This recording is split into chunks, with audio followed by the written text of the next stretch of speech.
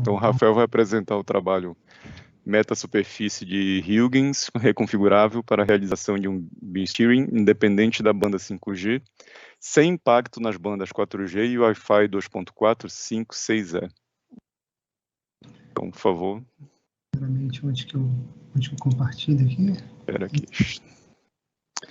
Do lado direito, em cima, tem um quadrado branco com uma seta.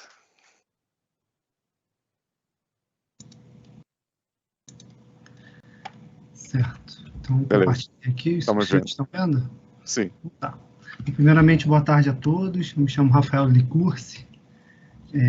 Gostaria de apresentar aos senhores esse trabalho, Meta-superfície de Huygens reconfigurável para a realização de um beam steering independente na banda 5G, sem impacto nas bandas 4G e Wi-Fi 2.4, 5 e 6E.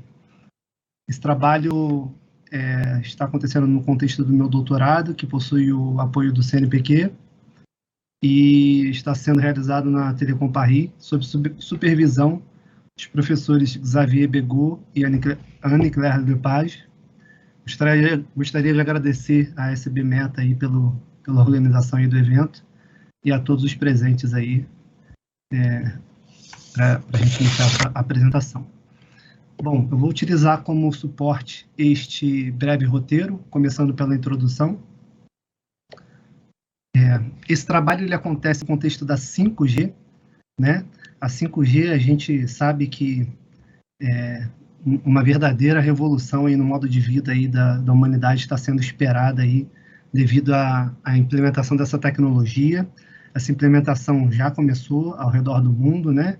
Mas ainda estamos no início e a gente sabe que essa tecnologia vai possibilitar uma série de aplicações, né? Dentre elas aí, mobilidade urbana inteligente, uma experiência aí de banda larga contínua, diversas aplicações com monitoramento remoto de sinais vai ser possível a partir de agora, dentre inúmeras outras, né? O que é interessante do ponto de vista de antenas para 5G, né, no contexto da 5G, é que as antenas utilizadas nessa tecnologia, elas podem ter muitas funcionalidades que antigamente eram mais associadas às áreas sensíveis, né, como aeronáutica, espaço ou defesa. Essas funcionalidades podem ser uma operação dinâmica de algum parâmetro da antena, pode ser uma operação multibanda, um beam steering, uma antena multifuncional também pode ser utilizada, né, nesse contexto da 5G. Isso é interessante a gente observar. Bom, o padrão 5G possui diversas bandas de operação, né, e uma delas é a sub 6 GHz. Peraí, deixa eu te interromper um pouco. Estão falando que não está aparecendo a apresentação. Eu estou vendo aqui.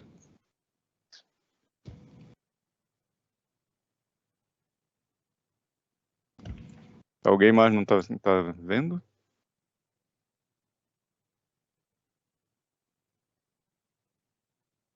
Provavelmente quem não está vendo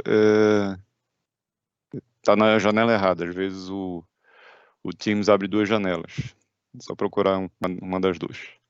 Bom, desculpa aí, pode continuar. Não, tudo bem.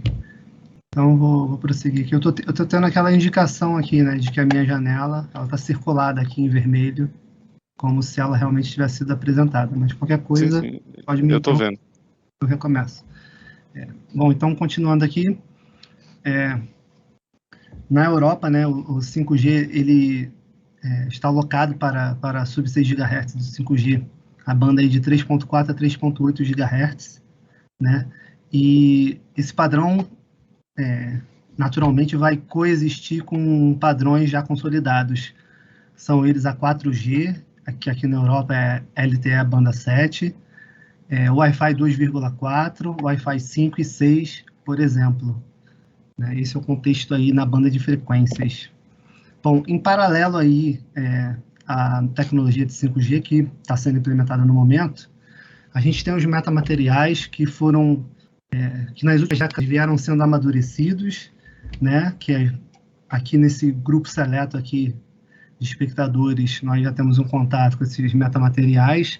A gente sabe que são materiais artificiais, que podem ser projetados por um engenheiro para apresentar propriedades que não são facilmente encontradas na natureza, como uma permissividade elétrica ou permeabilidade magnética arbitrárias.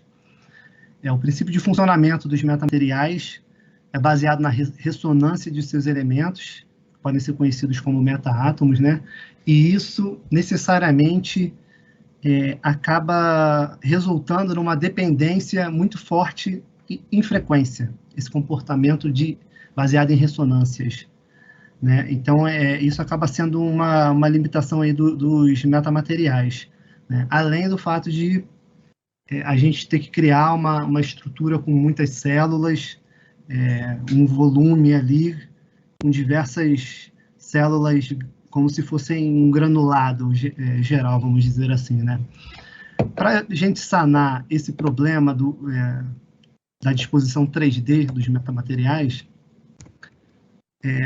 foi dada uma importância grande, principalmente, né, de 2010 para cá, na última década, as metasuperfícies, que nada mais são do que a disposição 2D dos metamateriais. Agora, em vez de a gente falar de um epsilon ou um mi arbitrários, a gente trabalha não com as propriedades do meio, mas com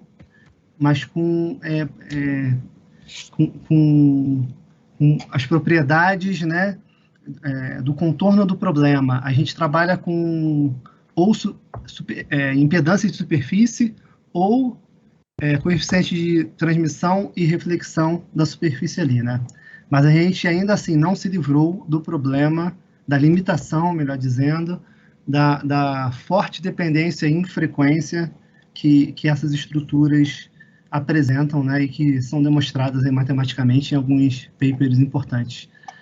Uma forma de contornar esse problema é explorar a reconfigurabilidade desses dispositivos, né? A gente consegue explorar as características das metasuperfícies em frequências diferentes, segundo alguns comandos, né?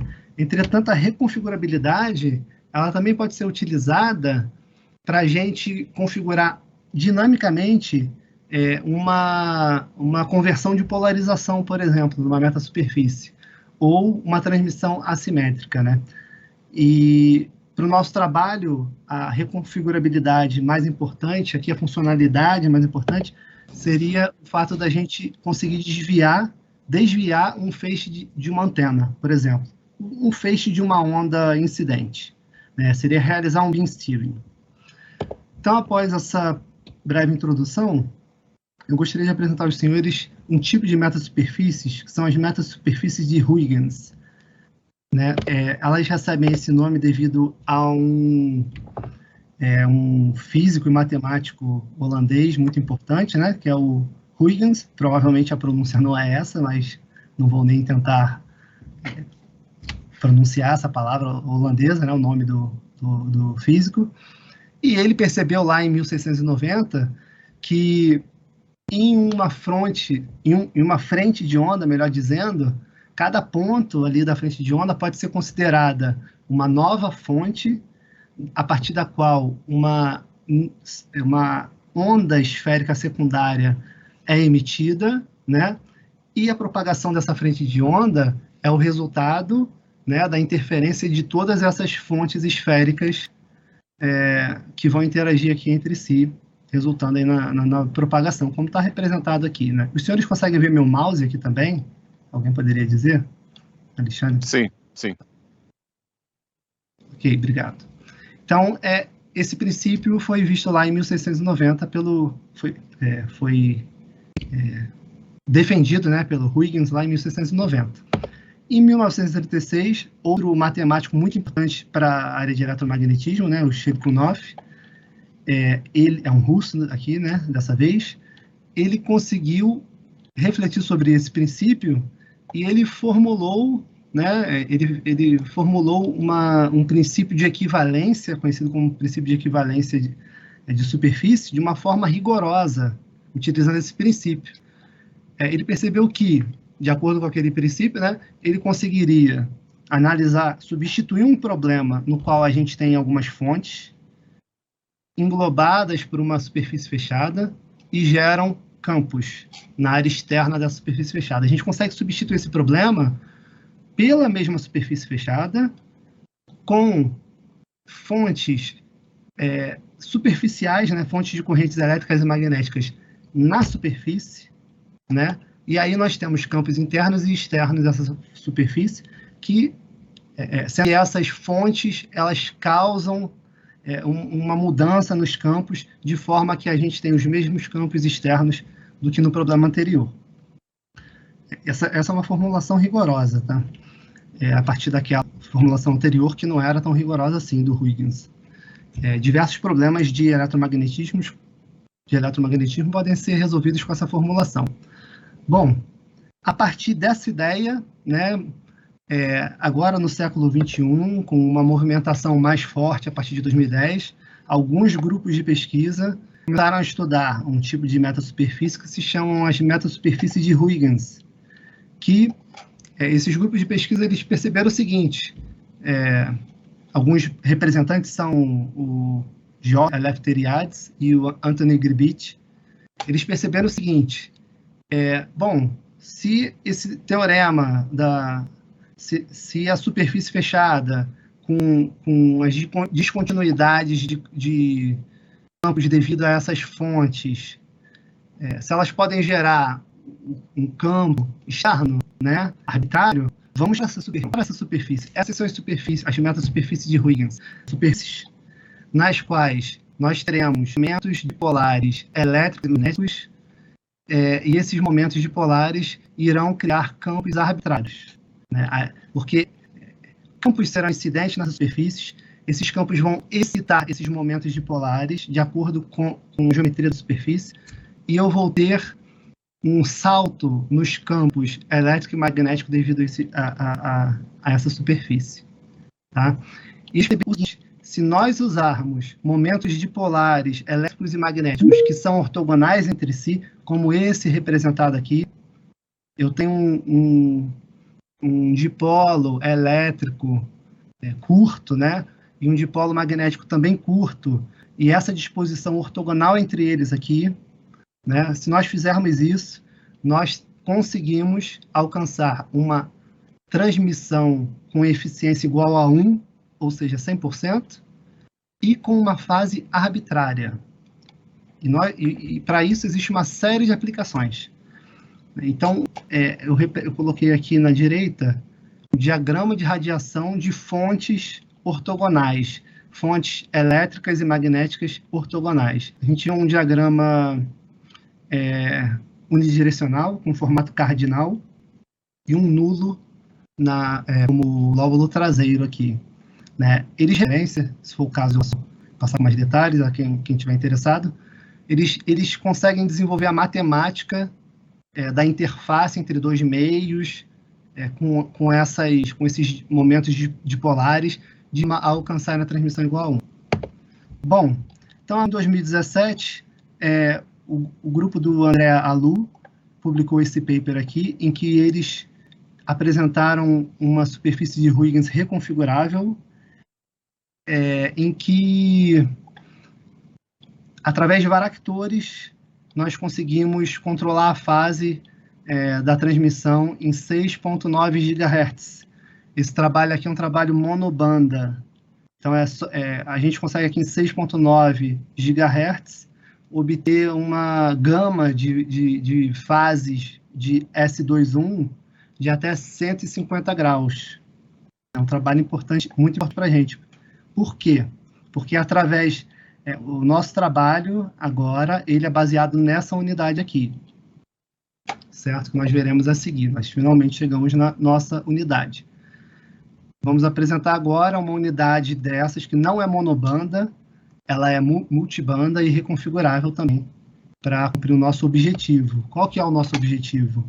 É realizar o beam steering na 5G e ter uma boa transmissão na 4G e Wi-Fi 2,4, na Wi-Fi 5 e na banda de Wi-Fi 6E. A gente a partir daquela célula apresentada no trabalho que acabou de ser comentado, né, nós simulamos no CST com um solver transiente a célula que está representada aqui à direita. Nós utilizamos condições limite do tipo PEC e PMC para a gente obrigar o CST a impor uma onda do tipo TEM, incidência normal, nessa célula. Lembrando que a gente aqui, o vetor aqui representa essa onda, a onda não incide aqui no plano aqui, ela não é normal ao plano da unidade, mas ela incide de forma lateral aqui, como se a slide fosse funcionar com Ana. Tá? Os varactores eles estão representados aqui em amarelo, aqui na superfície. Então, essa unidade ela foi redimensionada, todos os parâmetros dela aqui foram mudados, para a gente tentar aquela transmissão como foi demonstrado no slide anterior. E como a gente estava no trabalho anterior, eles usavam 6.9 GHz como frequência central, no nosso trabalho, a gente definiu a frequência de 3.4 GHz.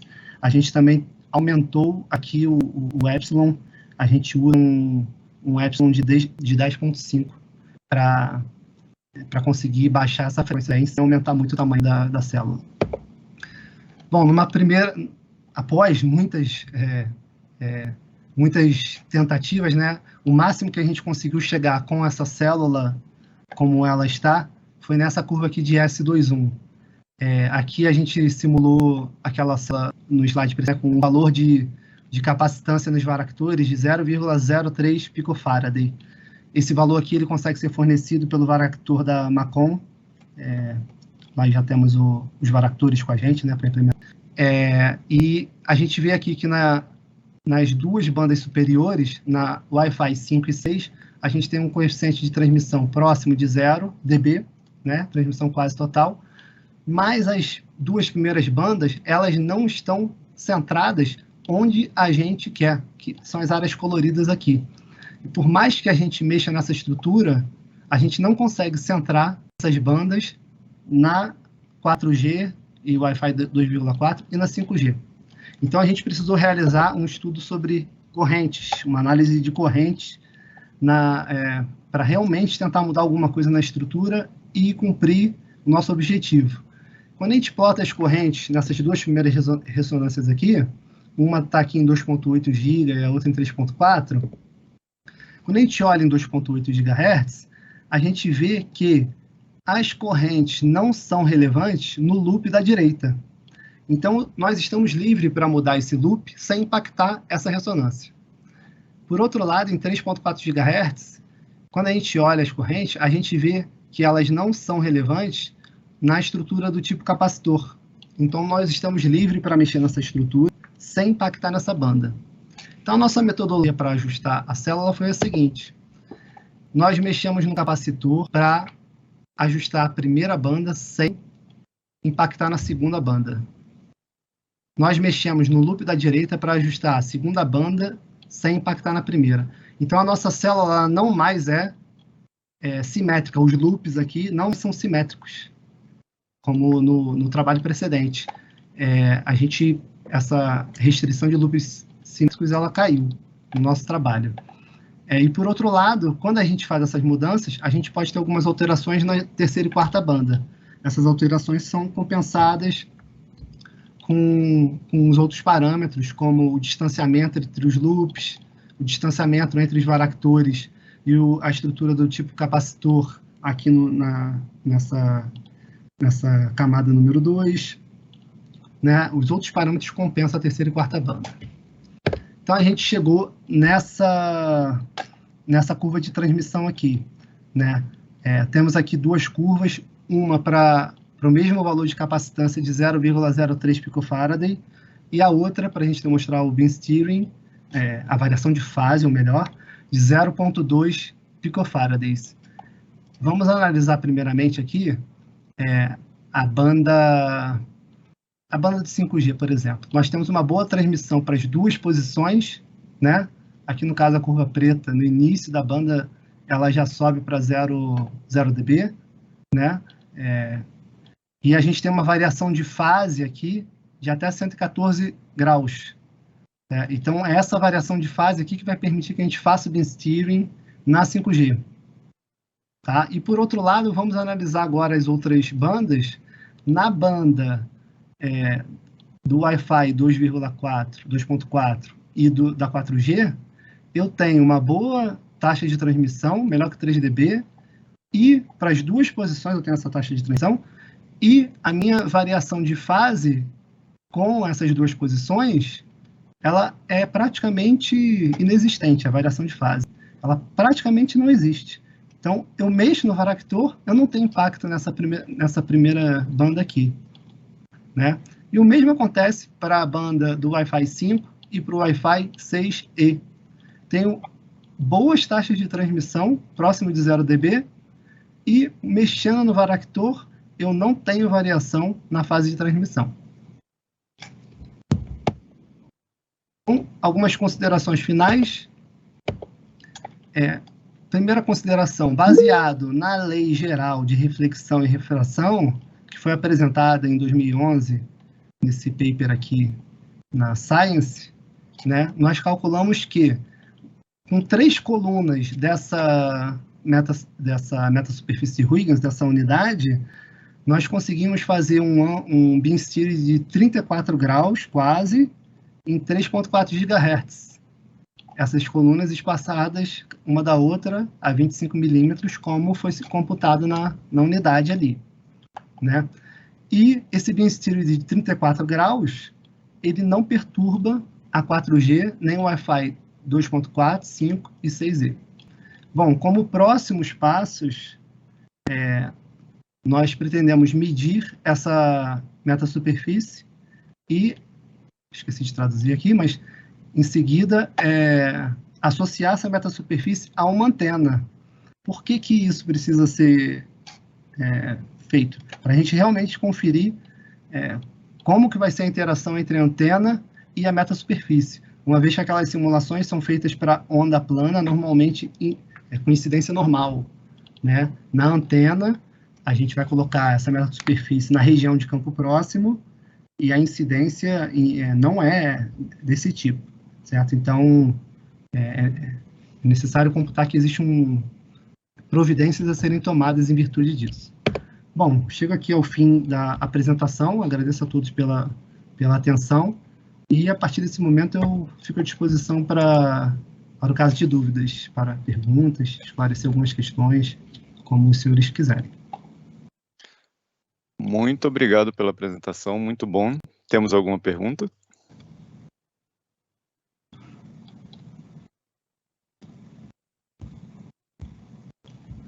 Vocês chegaram a medir, quando faz a variação da propagação, vocês chegaram a medir o ganho?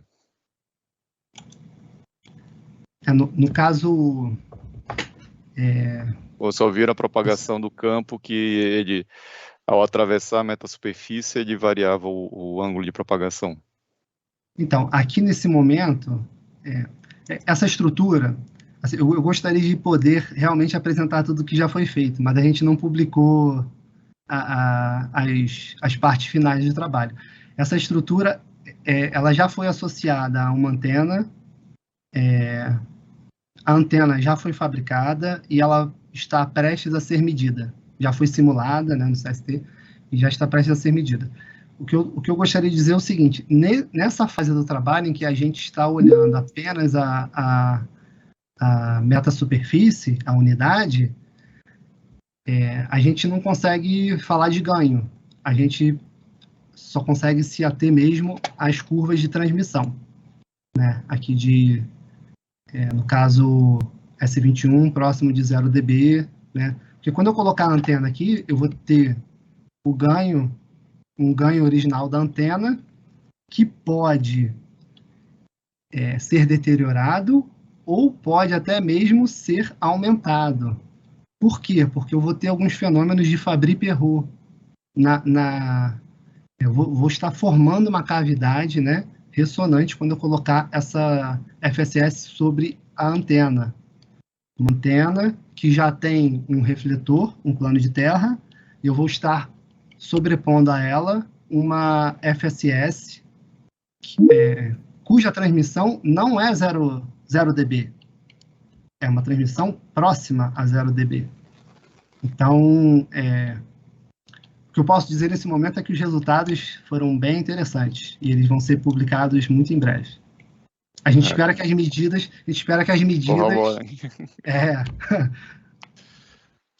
Uma pergunta aqui do Antônio, ou 2 perguntas, ou até mesmo 3. Se esses resultados são todos simulação. Sim, se vão realizar medidas de S21 e fase, e se sim, como pretendem realizar? Sim, esses resultados apresentados aqui são todos de simulação, por enquanto. A nossa pretensão é poder medir a metasuperfície que será utilizado sobre a antena.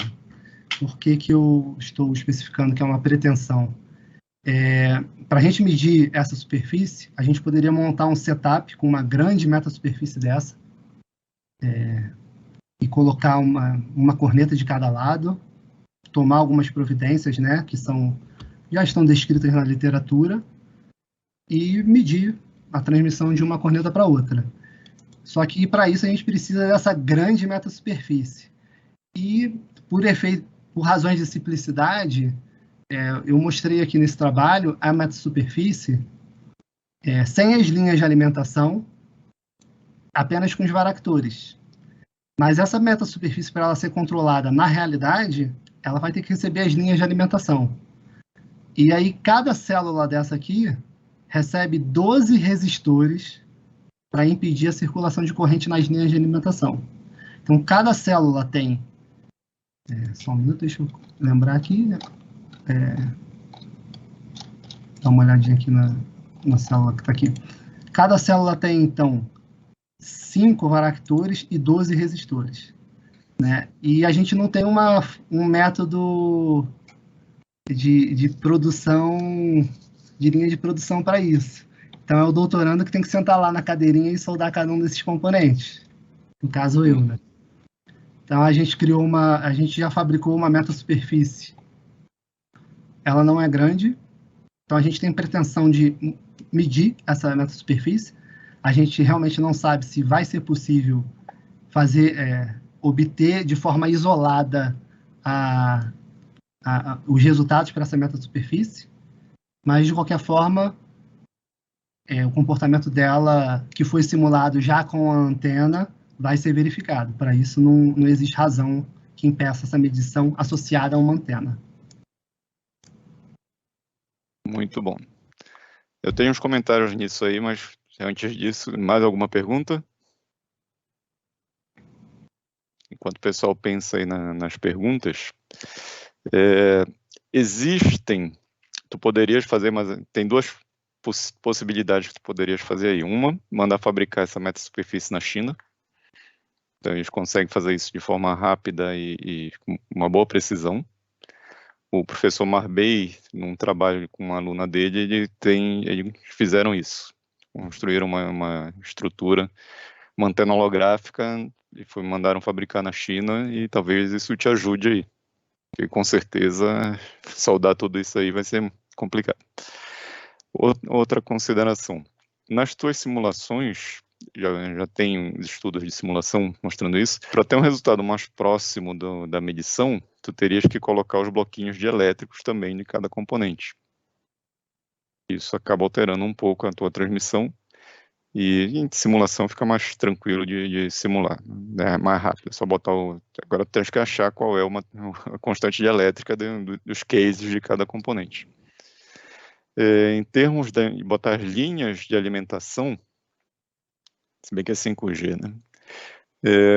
Também seria bom fazer a simulação junto, porque também pode ter alguma alteração, principalmente por conta das polarizações lá. E, por último, tem um trabalho que eu vi, onde a pessoa construiu só uma célula e colocou essa célula num guia de ondas. Guia de onda metálico, só que, lógico, por conta da área da célula unitária ser diferente, ele teve que fazer um ajuste mandar construir essas 2 seções de guia de onda para poder acomodar essa célula unitária. E era uma célula unitária que tinha diodos também. Então, se tu quiseres, eu posso até compartilhar contigo esse trabalho, que de repente te ajuda de alguma forma, hein? Uhum. Sim, gostaria de dar uma olhada nele, né? Se puder depois, eu vou te enviar um e-mail, se puder depois me enviar, seria bom. E com relação à fabricação na China, a gente também tem a possibilidade de fazer por aqui. Então, assim, a gente vai fazer uma primeira tentativa de medidas dessa unidade com a antena, e dependendo dos resultados, talvez a gente tenha que recorrer a uma fabricação mais precisa, porque a solda que eu fiz aqui, né, com certeza não é uma solda tão precisa quanto um maquinário faria, vamos dizer assim. Vou ter excesso de material ali, de estanho, em lugares que não deveria estar. As linhas de alimentação foram incluídas nas simulações com a antena, né? Elas foram incluídas.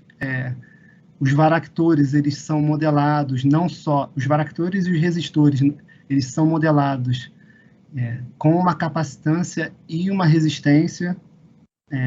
Nós tentamos extrair, nós fizemos uma placa ressonante para a gente tentar extrair esses valores de capacitância dos resistores utilizados, de capacitância em paralelo dos resistores utilizados e da resistência em série dos varactores também utilizados. Isso tudo para a gente chegar num resultado de medidas que seja o mais próximo da simulação. Isso tudo para a gente evitar que a gente meça e depois tenha que voltar na simulação e corrigir algo, né?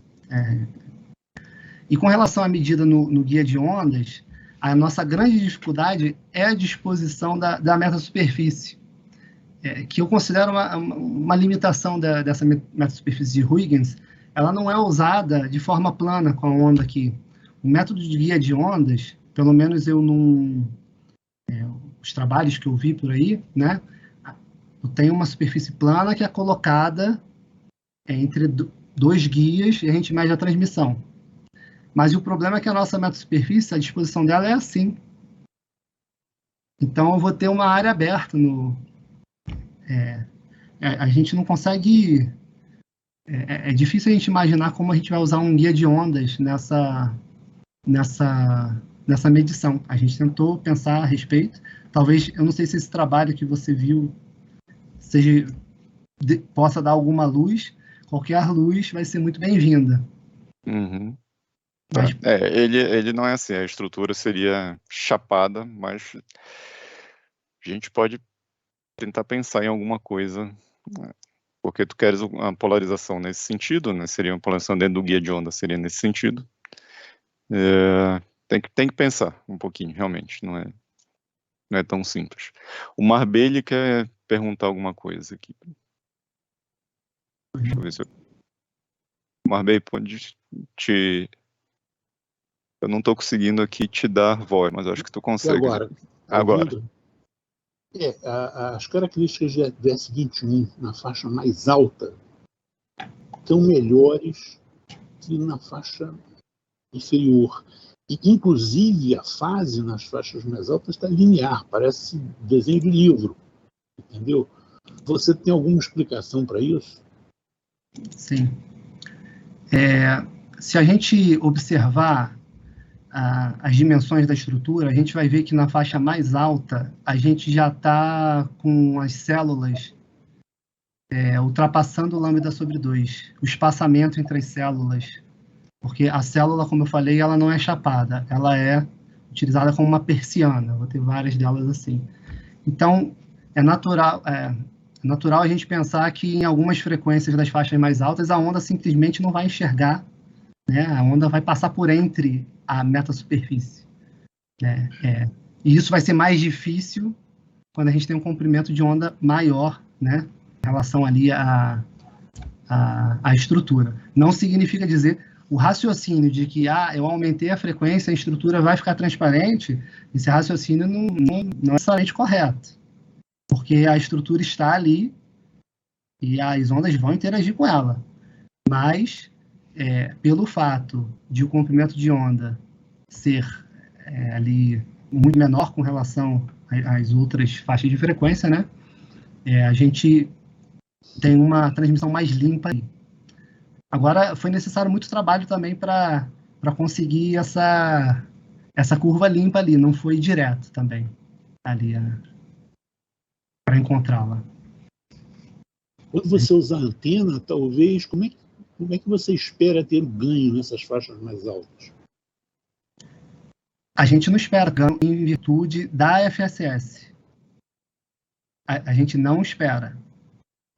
A gente espera que a antena vai emitir e o nosso intuito... Deixa eu tentar compartilhar aqui novamente a tela. O intuito é que o objetivo, né, é que a FSS seja transparente nessa faixa, né? Então, só um minutinho aqui. Então, os senhores estão vendo aqui? Então, eu gostaria de ter 0 dB no meu S21 para essas faixas aqui. Eu só não quero ter... Eu quero 0 dB e faixa constante e fase constante nas 3 bandas aqui, exceto 5G. Na 5G eu quero 0 dB e uma fase que eu possa controlar de alguma forma, né? Então, o que eu vou usar aqui é uma antena que ela já tem as suas características. Eu vou colocar essa FSS em cima dela, uma antena planar, e essa FSS vai em cima dela. Ok.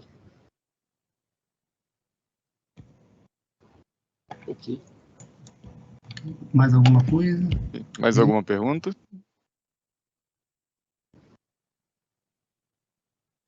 Se não, Rafael, muito obrigado. Excelente apresentação, trabalho bem interessante. Obrigado também pela oportunidade, Alexandre, e parabéns aí pela organização do evento aí, a toda a SB Meta. Obrigado. Parabéns pelo trabalho. Poxa vida, muito bom.